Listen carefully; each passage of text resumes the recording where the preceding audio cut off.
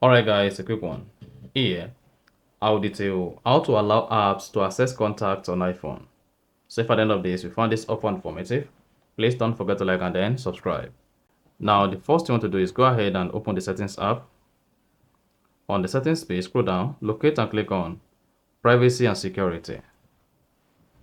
So just keep scrolling, click on privacy and security. Under privacy and security, locate and click on contact. Then here you should see all the application. Now, to allow apps to access contacts on your iPhone, locate the application where you want to allow the contact accessibility and then click on it.